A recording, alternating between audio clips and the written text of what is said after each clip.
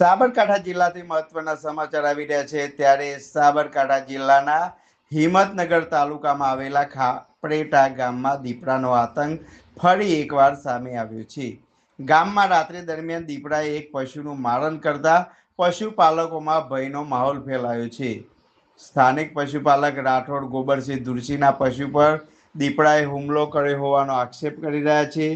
સ્થાનિકોના જણાવ્યા મુજબ છેલ્લા 10 દિવસમાં દીપડાએ એક જ ખેડૂતના 2 પશુઓનું મારણ કર્યું છે। ઘટના સ્થળ નજીક દીપડાના પંજાના નિશાન પણ જોવા મળી રહ્યા હોવાનું ગ્રામજનોએ જણાવ્યું હતું। વારંવાર પશુઓ પર હુમલાની ઘટનાઓ સામે આવતા ગામના પશુપાલકોમાં ભારે ભય ફેલાયેલો જોવા મળી રહ્યો છે। ગામ લોકોએ વન વિભાગ પાસે તાત્કાલિક કાર્યવાહી કરવાની માંગ કરી છે। દીપડાને પાંજરે પકડવામાં આવે અને ગામ વિસ્તારમાં પેટ્રોલિંગ વધારવામાં આવે એવી માંગ સ્થાનિકો દ્વારા કરવામાં આવી છે।